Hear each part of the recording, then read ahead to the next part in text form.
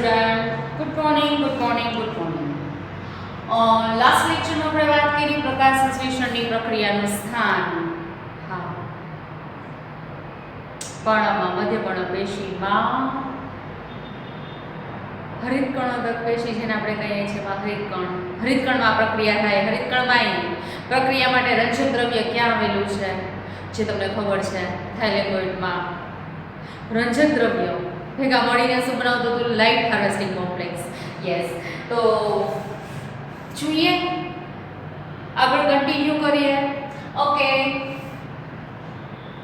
કીધું ને light harvesting complex yes start કરીએ લાઇટ હાર્વેસ્ટિંગ કોમ્પ્લેક્સ થી બરાબર લાઇટ હાર્વેસ્ટિંગ કોમ્પ્લેક્સ તમે કયો કે પછી ફોટોસિન્થેટિક યુનિટ તમે કહી દો કે ક્વોન્ટાઝોમ કયો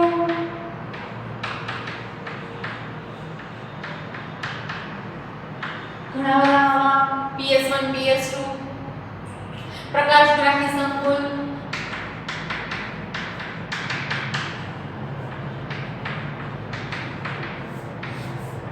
PS1 PS2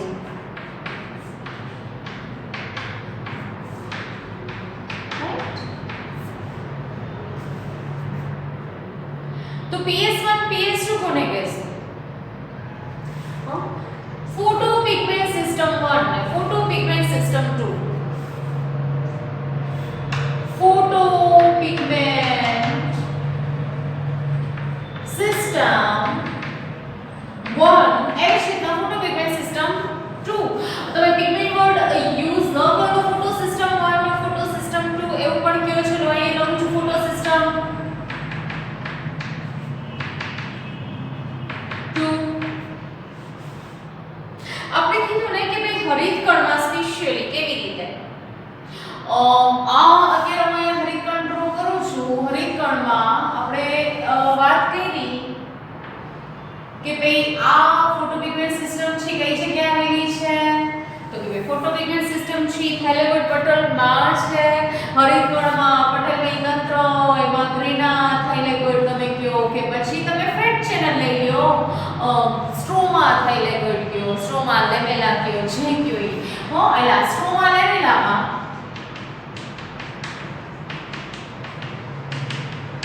અને આ જે છે ગ્રીના થાઇલેકોઇડ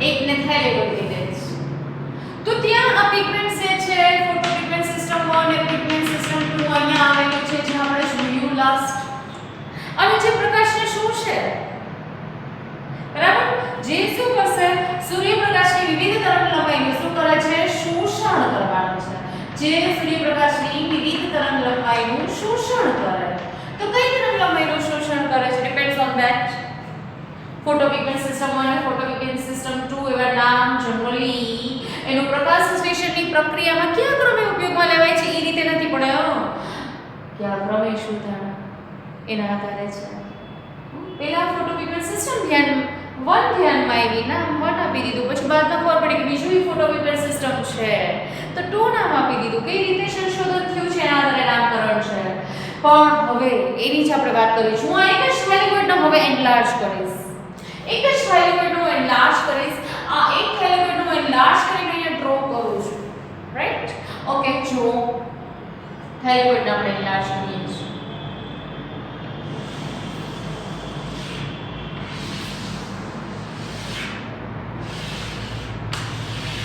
આવું થાઇલેકોઇડ જ કરું છું થાઇલેકોઇડ પટલ ઠીક મેં કહ્યું પણ મારે એમાં ફોટોપિગમેન્ટ સિસ્ટમ દોરવી છે ને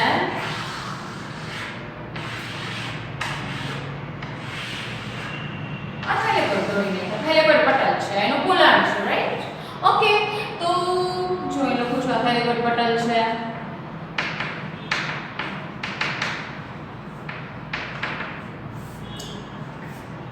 વિવિધ પ્રકારના રંજક દ્રવ્ય ભેગા મળી લાઇટ હાર્વેસ્ટિંગ કોમ્પ્લેક્સ બનાવે છે તો વિવિધ પ્રકારના રંજક દ્રવ્યો જેવા કે chlorophyll A chlorophyll B xanthophyll carotenoids yes તો હું અહીંયા લખું છું ક્લોરોફિલ A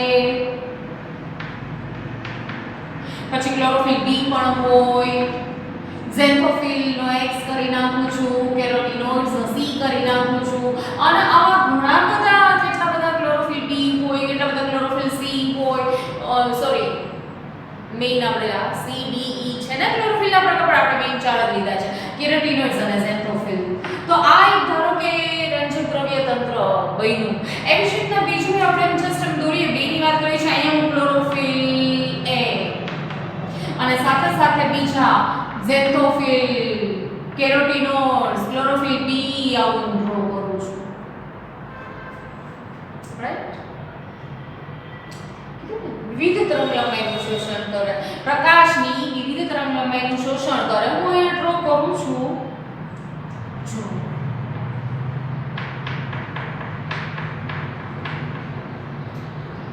પ્રકાશ આ અલગ તરંગલંબાઈનું શોષણ કરે, આ અલગ તરંગલંબાઈનું શોષણ કરે, આ પણ અલગ તરંગલંબાઈનું શોષણ કરશે. અને ક્લોરોફિલ A જે છે એ પણ પ્રકાશનું શોષણ તો કરશે જ. થશે કેવું? તો કે ભાઈ બધા જ રંજક દ્રવ્યો જુદી જુદી પ્રકારની તરંગલંબાઈનું, પ્રકાશની તરંગલંબાઈનું શોષણ કરે અને અને અને શું કરે? એને ક્લોરોફિલ A તરફ મોકલે. ઓબ્વિયસલી આ જે છે આ બાજુ શિફ્ટ કરાવે, આ બાજુ શિફ્ટ કરાવે, આ બાજુ શિફ્ટ કરાવે. આને હું એનલાર્જ કરું તો કેવું થશે કે ભાઈ ચલો ક્લોરોફિલ A જે છે હું અહીંયા ક્લોરોફિલ A જે છે એઝ ઇટ ઇઝ રાખું છું. બાકી ક્લોરોફિલ B પણ છે, ઝેન્થોફિલ A છે, કેરોટીનોઇડ્સ છે, પાછા બીજા B છે, એવા A છે, ક્લોરોફિલ A અન્ય છે. આ બધા છે ચલો શું કરે છે? બધા પ્રકાશનું શોષણ કરે છે. આ બી શોષે, આ બી પ્રકાશની વિશિષ્ટ તરંગલંબાઈનું શોષણ કરશે. પણ બધા કઈ બાજુ એને મોકલશે? ક્લોરોફિલ A તરફ સંકેન્દ્રિત કરે. જે પ્રકાશ શોષાય છે અને જે શક્તિ પ્રાપ્ત થઈ છે શક્તિને કઈ બાજુ મોકલી? ક્લોરોફિલ A તરફ. અને ક્લોરોફિલ A જો પ્રકાશ શક્તિ, આ પ્રકાશ શક્તિ ફોટોન શોષણ ક્લોરોફિલ A તરફ ટ્રાન્સફર કર્યા એટલે ક્લોરોફિલ A ઉત્તેજિત થઈ અને શું કરે? તો કે ભાઈ ઇલેક્ટ્રોન મુક્ત કરાય. હું અહીંયાથી આપું છું, આ અહીંયાથી ઇલેક્ટ્રોન મુક્ત થયા.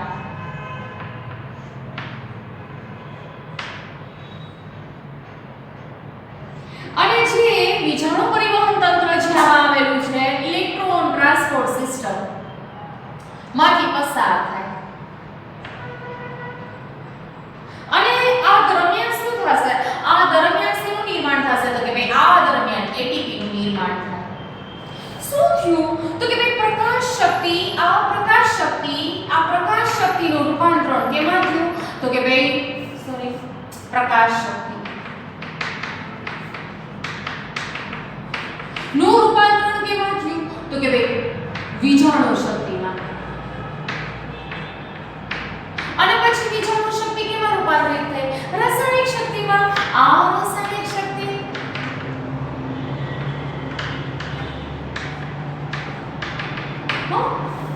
ઇન શોર્ટ પ્રકાશ શક્તિનું રૂપાંતરણ વિજાણુ શક્તિમાં, ત્યારબાદ વિજાણુ શક્તિ રાસાયણિક શક્તિમાં કન્વર્ટ થાય છે. તમને ખબર જ છે કે જે પ્રકાશ શોષાય છે તો વિવિધ પ્રકારના રંજક દ્રવ્યો આ શોષાયેલ પ્રકાશને કઈ બાજુ કોન્સન્ટ્રેટ કરાવે? ક્લોરોફિલ A તરફ. અને ક્લોરોફિલ A ઉત્તેજિત થઈને શું કરે? વિજાણુ શક્તિ એટલે કે વિજાણુ મુક્ત કરે. અને ત્યારબાદ તમને ખબર છે કે ભાઈ ઇલેક્ટ્રોન ટ્રાન્સપોર્ટ સિસ્ટમ છે, ઇલેક્ટ્રોન ટ્રાન્સપોર્ટ સિસ્ટમ. અને જે તમને જ્યારે અહીંયા વિજાણુ પાસ થશે during that time what happen? તો કે ભાઈ એટીપી નું નિર્માણ થવાનું છે જે આપણે ભણવાના છે. તો આ રાસાયણિક શક્તિ ટૂંકમાં થયું શું? તો કે ભાઈ પ્રકાશ શક્તિ વિજાણુ શક્તિમાં અને વિજાણુ શક્તિ અંતે રાસાયણિક શક્તિમાં રૂપાંતરણ પામે.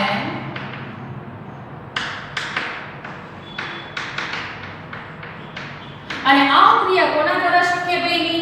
તો કે ભાઈ જે ક્રિયા ક્લોરોફિલ A દ્વારા થશે, ક્લોરોફિલ A દ્વારા આ પ્રક્રિયા થશે. માટે ક્લોરોફિલ A છે કેવું છે? રિએક્શન સેન્ટર, પ્રક્રિયા કેન્દ્ર. હા, આ પ્રક્રિયા કેન્દ્ર તરીકે વર્તે છે. તો હવે આ પ્રક્રિયા કેન્દ્ર આ પ્રક્રિયા કેન્દ્ર હંમેશા એની સંખ્યા એક જ હોય. એમાં પ્રક્રિયા કેન્દ્ર તરીકે વર્તતા ક્લોરોફિલની સંખ્યા કેવી હોય તો કે ભાઈ એક જ હોય. બરાબર, સંખ્યા એક જ હોય.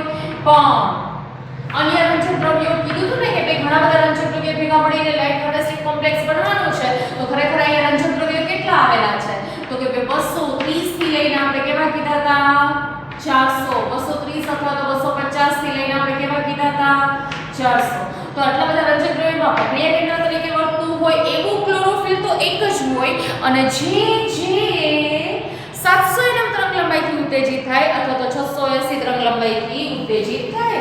જેમ કે જો હું અહીં એમ કહું કે ભાઈ જે રંજક દ્રવ્ય તંત્રના પ્રક્રિયા કેન્દ્ર તરીકે રહેલા ક્લોરોફિલ A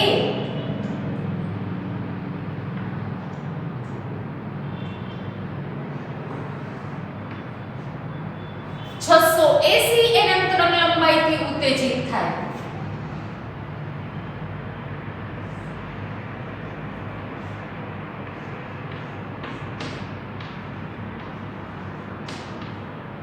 તે PS2 છે.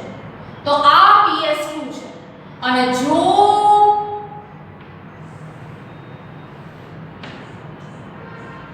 700 nm તરંગલંબાઈ થી ઉત્તેજિત થાય ક્લોરોફિલ A ના અણુઓ તો એને શું કહી દેશું PS1.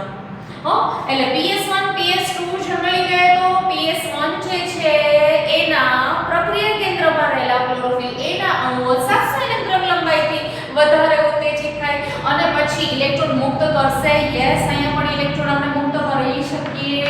બરાબર ને, જે આપણે ભણવાના છીએ. તો આવું જે આમાંથી પાસ થવાના છે અને તેના સાઈડ શક્તિ બનવાની છે જે આપણે ભણવાના છીએ. ઓકે, અને અહીંયાથી આમ આગળ પણ જઈ શકીએ છીએ. તમને ઈ પણ આપણે ભણશું પણ અત્યારે એની વાત નથી કરવી. ઓકે, તો કે ભાઈ જે રંજક દ્રવ્ય તંત્રના પ્રક્રિયા કેન્દ્રમાં રહેલા ક્લોરોફિલ A ના અણુ 700 nm તરંગલંબાઈથી ઉત્તેજિત થાય તો એને આપણે કેવા કહી દઈએ છીએ PS1. એટલે PS1 જે છે 700 nm તરંગલંબાઈ P700 આપણે એવું લખીએ. અને જે રંજક દ્રવ્ય તંત્રના પ્રક્રિયા કેન્દ્ર તરીકે રહેલા ક્લોરોફિલ A 680 nm તરંગલંબાઈથી ઉત્તેજિત થાય આપણે શું કહી દઈએ છીએ P680 કહી દઈએ છીએ. અને રંજક દ્રવ્ય તંત્રમાં ક્લોરોફિલ A પ્રક્રિયા કેન્દ્ર તરીકે વર્તે. શું કામ? તો મેં તમને કીધું કે ભાઈ બધા જ રંજક દ્રવ્ય પ્રકાશો છે પણ ઇલેક્ટ્રોન મુક્ત કરવાનું કામ ક્લોરોફિલ A કરશે. પ્રકાશ શક્તિનું વિજાણુ શક્તિમાં, આ પ્રકાશ શક્તિનું વિજાણુ શક્તિમાં અને ત્યારબાદ રાસાયણિક શક્તિમાં રૂપાંતરણ કોણ કરે છે? Chlorophyll A. એટલે એને રિએક્શન સેન્ટર કહે છે. ક્લોરોફિલ A એક જ રિએક્શન સેન્ટર તરીકે વર્તતા ક્લોરોફિલ A એક જ હોય. અન્ય રંજક દ્રવ્યોની સંખ્યા ઘણા બધા હોય અને આ બધા જે છે સહાયક રંજક દ્રવ્યો છે. અન્ય રંજક દ્રવ્યોને શું કહીએ છીએ આપણે? સહાયક રંજક દ્રવ્યો. એન્ટેના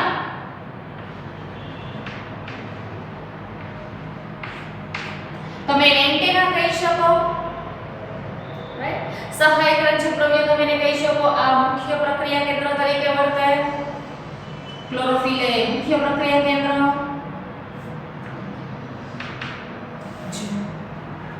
પ્રકાશ સંશ્લેષણની પ્રક્રિયા ક્યાં કીધું તું?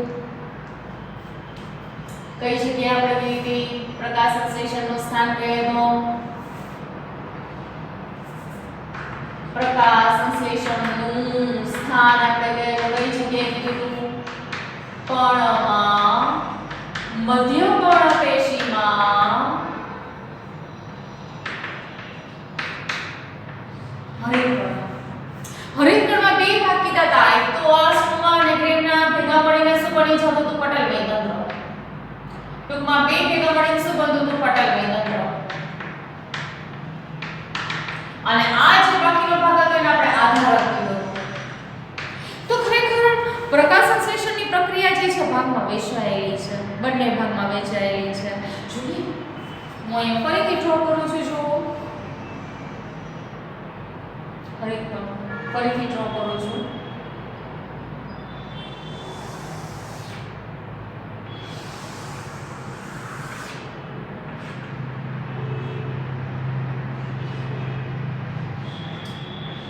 અનઅવેલેબલ.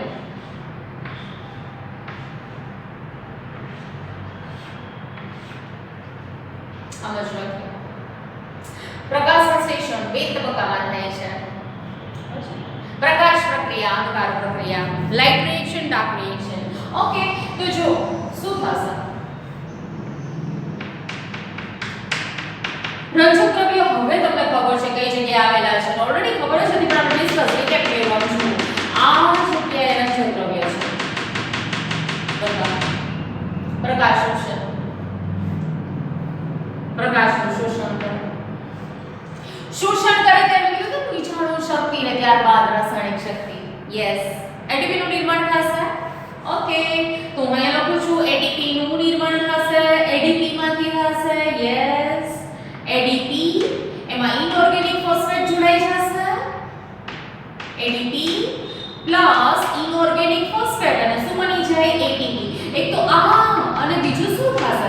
તો કે ભાઈ જ્યારે પ્રકાશ પ્રક્રિયા થશે ત્યારે એડીપી નું નિર્માણ તો થવાનું છે, સાથે સાથે NADPH2 નું પણ નિર્માણ થાય છે. એટલે NADP જે છે એ કેમાં કન્વર્ટ થાય છે? NADPH2 માં.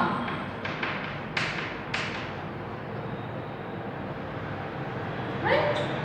ઓકે, અને સાથે સાથે પાણીનું વિઘટન પણ થાય. અને પાણીનું વિઘટન થશે ત્યારે શું થશે? ઓક્સિજન મુક્ત થશે.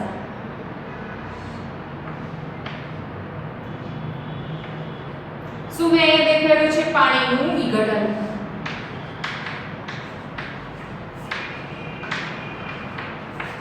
આ જ મેં મૂકેલું છે પ્રકાશ પ્રક્રિયા છે. પ્રકાશ પ્રક્રિયા દરમિયાન શું થાય? તો પ્રકાશ પ્રક્રિયા દરમિયાન પાણીનું વિઘટન થાય અને ફોસ્ફોરિલેશનની પ્રક્રિયા થાય. ફોસ્ફોરિલેશન, ફોટોફોસ્ફોરિલેશન, પ્રકાશની હાજરીમાં ફોસ્ફોરીકરણ થાય. એડીપી માં ફોસ્ફેટ ઉમેરાઈને એટીપી બની જાય. સાથે સાથે NADP નું NADPH2 માં કન્વર્ઝન થાય. તો આ પ્રકાશ પ્રક્રિયા હતી.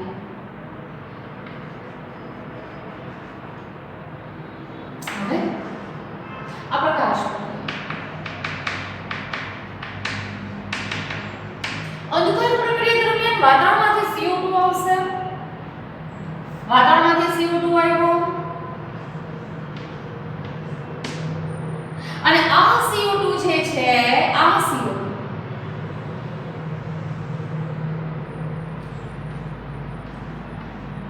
નું રિડક્શન થશે અને શું બનશે? ગ્લુકોઝ. અને ગ્લુકોઝ ભેગા મળીને શું બની જવાનું છે? સ્ટાર્ચ. ઓકે, તો આ જે પ્રક્રિયા જે છે એ દરમિયાન એટીપી વપરાય અને પાછા અને NADPH2 જે છે એ પણ વપરાવાના છે અને પાછા NADP બની જવાના છે. તો આમ CO2 નું શું થશે? રિડક્શન અને શું બનશે? ગ્લુકોઝ.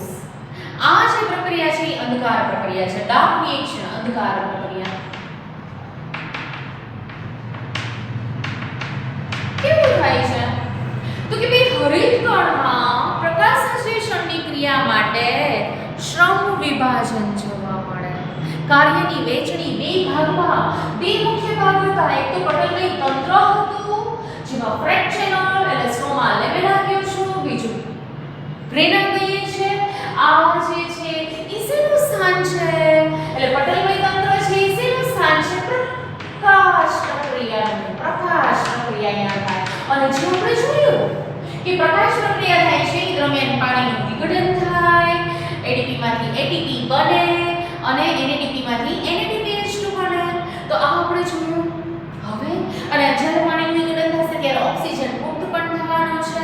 આ પ્રકાશ પ્રક્રિયાનો ભાગ દેખાડ્યો. બીજી પ્રક્રિયા કઈ જગ્યાએ થાય? તો કે ભાઈ હરિતકણની રચનામાં બીજો આપણે ભાગ કહીએ તો સ્ટ્રોમા, આધાર. હેને? તો આ બીજો ભાગ છે જ્યાં કઈ પ્રક્રિયા થશે? જ્યાં અંધકાર પ્રક્રિયા થવાની છે. અંધકાર પ્રક્રિયા, ડાર્ક રિએક્શન, કેલ્વિન ચક્ર જે તમે કહો ઈ. યસ. ઓકે, તો આ ડાર્ક રિએક્શન, કેલ્વિન ચક્ર જેમાં ઉત્સેચકીય પ્રક્રિયા દ્વારા CO2 વાતાવરણમાં પ્રવેશે. વાતાવરણમાંથી ઉત્સેચક રૂબિસ્કો આવે અહીંયા. આ રૂબિસ્કો ઉત્સેચક મોસ્ટ એમિનેન્ટ એન્ઝાઇમ है ना? તો રૂબિસ્કો ઉત્સેચક આવે જે CO2 નું સ્થાપન કરાવશે અને અને અને શું થશે? પ્રકાશ પ્રક્રિયા દરમિયાન એટીપી છે બેના જે યુઝ અપ થઈ જશે. NADPH2 છે યુઝ અપ થઈ જશે. શું બનશે? ગ્લુકોઝ બનવાની ક્રિયા, અંધકાર પ્રક્રિયા. રાઈટ? એમ બે જગ્યાએ શું થશે ડિસ્ટ્રીબ્યુશન થયું છે પ્રક્રિયાનું. ઓકે, આપણે એવું કહી શકીએ કે પ્રકાશ પ્રક્રિયા કેવી છે ઇન્ડિપેન્ડન્ટ, પોતાની રીતે થશે, કોઈની પર આધાર નથી રાખવાની. જ્યારે અંધકાર પ્રક્રિયા છે પ્રકાશ પ્રક્રિયા ઉપર આધાર, પ્રકાશની ઉપર આધારિત નથી, પ્રકાશ પ્રક્રિયાની નિપજ ઉપર આધારિત છે. એટલે પ્રકાશ પ્રક્રિયાની નિપજ એટીપી હતી, પ્રકાશ પ્રક્રિયાની નિપજ NADPH2 હતું જેનો ઉપયોગ થવાનો છે. એટલે આ પ્રકાશ પ્રક્રિયાની નિપજ આધારિત પ્રક્રિયા છે. અંધકાર પ્રક્રિયા કેવી છે પ્રકાશ પ્રક્રિયાની નિપજ આધારિત પ્રક્રિયા છે.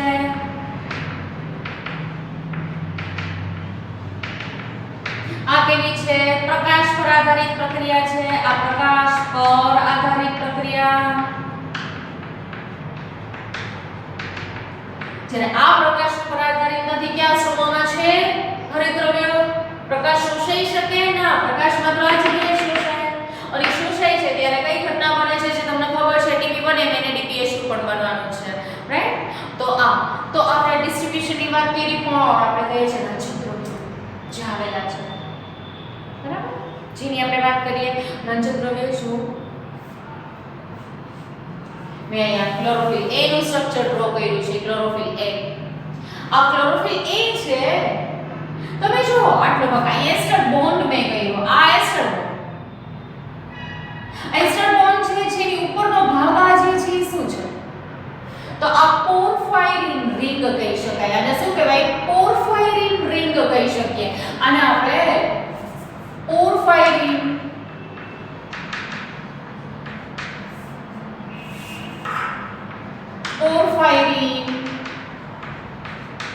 રિંગ. અને આ જે છે નીચેનો જે ભાગ આપણે ડ્રો કર્યો છે જેને આપણે શું કહી દઈએ છે તો કે ભાઈ આ બાજુ આ બાજુનો ભાગ આ આખો આપણે પોર્ફાયરિન રિંગ કીધી. અને આ જે નીચે છે આ પોર્ફાયરિન રિંગ હતી. અને આ જે નીચેનો ભાગ છે બોન્ડ પછીનો જે આખો ભાગ છે એને આપણે શું કહી દઈએ છે ફાઇટોલ ટેલ. પૂછ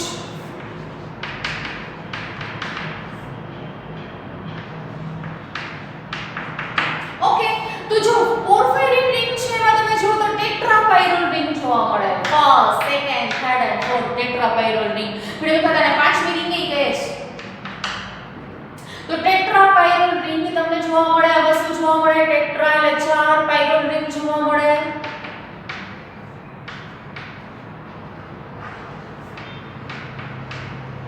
તમે જોવો છો 1 2 3 4 જો મેગ્નેશિયમ છે, નાઇટ્રોજન છે, બરાબર. અને પાયરોલ રિંગ તમે જુઓ.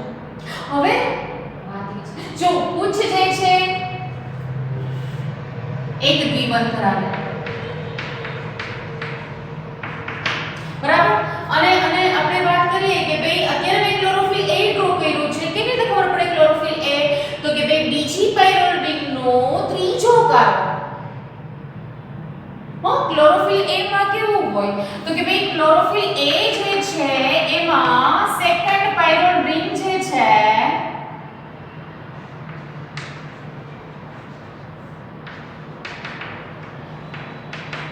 માં થર્ડ કાર્બન જે છે એમાં શું આવેલું છે CH3, બરાબર. ત્યાં શું આવેલું હોય CH3 ક્લોરોફિલ A માં. ક્લોરોફિલ B માં કેવું હોય CH3 ની જગ્યાએ શું આવી જાય તો કે ભાઈ ક્લોરોફિલ B માટે કઈ તો CHO આલ્ડીહાઇડ સમૂહ, આ મિથેન મિથાઇલ સમૂહ હતો. મિથાઇલ સમૂહ હતો એની જગ્યાએ શું આવી જશે આલ્ડીહાઇડ. ઓકે, આ મિથાઇલ સમૂહ હતો CH3 એની જગ્યાએ આલ્ડીહાઇડ આવી જાય. આ જૂથ આવે તો શું આપણે સમજવાનું હતો ક્લોરોફિલ B તમારે સમજવાનો. પણ જો તો ક્લોરોફિલ A નું આપણે સૂત્ર કહીએ મીન્સ કે અણુ સૂત્ર શું થશે તો કે ભાઈ કાર્બનની સંખ્યામાં 55 છે, હાઇડ્રોજન કહે તો 72 થશે, ઓક્સિજન 5 છે, નાઇટ્રોજન તમે જોઈ જ શકો છો કેટલા છે તો કે ભાઈ નાઇટ્રોજન 4 છે અને મેગ્નેશિયમ 1 છે. ઓકે. ક્લોરોફિલ B ની વાત કરીએ તો આપણે કીધું ને કે ભાઈ શું આવેલું હોય બીજા પાયરોલ રિંગ જે છે એમાં થર્ડ કાર્બન પર શું આવેલું હોય આલ્ડીહાઇડ સમૂહ છે. અહીંયા કયો સમૂહ હતો મિથાઇલ સમૂહ હતો. અને અહીંયા કયો આવે છે આલ્ડીહાઇડ. તો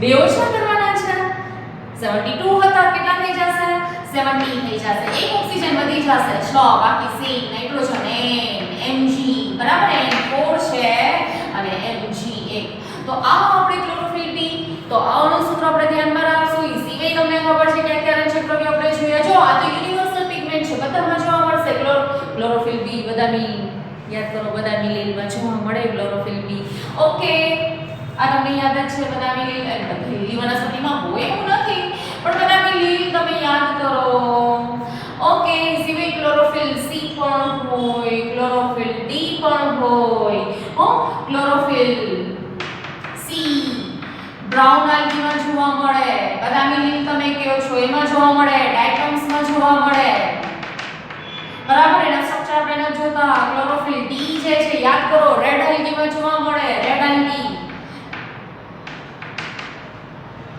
બરાબર બેક્ટેરિયો ક્લોરોફિલ હોય જાંબલી અને લીલા બેક્ટેરિયામાં જોવા મળે બેક્ટેરિયો ક્લોરોફિલ હોય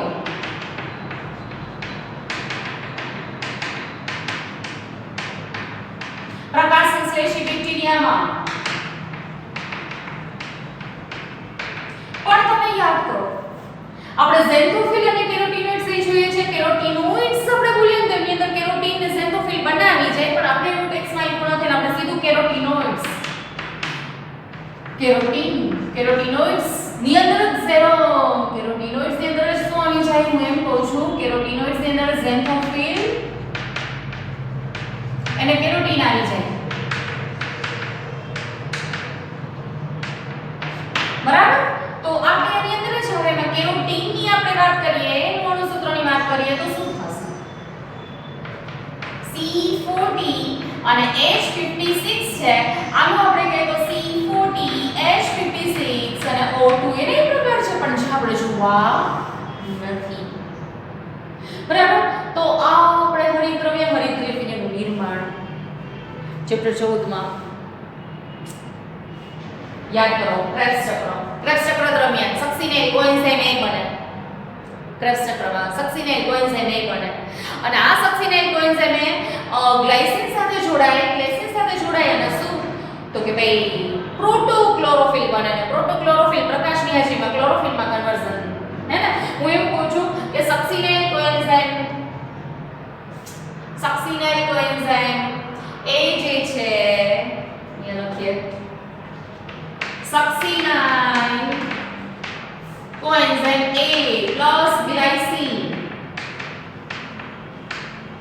શું બને પ્રોટોક્લોરોફિલ અને એમાંથી પછી પ્રકાશ